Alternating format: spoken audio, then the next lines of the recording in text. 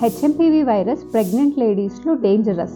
మనం భయపడాల్సినంత డేంజరస్ అయితే కాదండి, కానీ ప్రెగ్నెన్సీలో చిన్నపిల్లల్లో ఎల్డర్లీ పీపుల్లో కంపారిటివ్గా ఇమ్యూనిటీ అనేది తక్కువ ఉంటుంది కాబట్టి ఈ వైరస్ ఎఫెక్ట్ కొంచెం సివియారిటీ స్టేజ్కి వెళ్ళే ఛాన్సెస్ అప్పుడప్పుడు ఉంటుంది. అందుకోసమని మనం తరచూ చేతులు కడుక్కోవడము, పబ్లిక్ ప్లేసెస్ అవాయిడ్ చేయడము, బయటికి వెళ్తే ఖచ్చితంగా మాస్క్ యూజ్ చేయడము, అండ్ చలి ప్రదేశాల్లో మార్నింగ్ చల్లగా ఉండే టైమ్స్లో ఎక్కువ తిరగకపోవడము, ఇలాంటి బేసిక్ జాగ్రత్తలు తీసుకుంటే సరిపోతుంది. సపోజ్ మీరు హెచ్ఎంపీవీతో కానీ ఏదైనా ఆల్రెడీ వేరే ఫ్లూ కండిషన్స్ లాంటి వాటితో బాధపడుతున్నట్టు అనిపిస్తే మీ డాక్టర్ అడ్వైస్ చేసిన కోల్డ్కి సంబంధించిన మెడికేషన్ ఆర్ వాళ్ళు ఏదైనా యాంటీబయాటిక్ ఇచ్చిన బాడీ పెయిన్స్కి ఫీవర్కి సంబంధించిన మెడికేషన్ వాళ్ళ అడ్వైస్తో కంటిన్యూ చేయండి. ఒకవేళ అది మీకు దమ్ము ఆయాసం ఎక్కువైనట్టు అనిపిస్తే అస్సలు అశ్రద్ధ చేయొద్దు. ఖచ్చితంగా మీ దగ్గరలో ఉన్న డాక్టర్ ఆర్ గైనకాలజిస్ట్ని విజిట్ చేయండి. అండ్ దీనికి ఏమైనా వ్యాక్సినేషన్ కానీ ఇంకా ఏమైనా యాంటీబయాటిక్స్ కానీ ఉన్నాయా అంటే వ్యాక్సినేషన్ ఆల్రెడీ మనం ఫ్లూ వ్యాక్సిన్ తీసుకుంటే దానివల్ల కొంచెం పాజిటివ్ ఎఫెక్ట్ ఉండే ఛాన్సెస్ ఉంటుంది. కానీ ఇప్పుడు దానికోసం స్పెసిఫిక్గా మనకి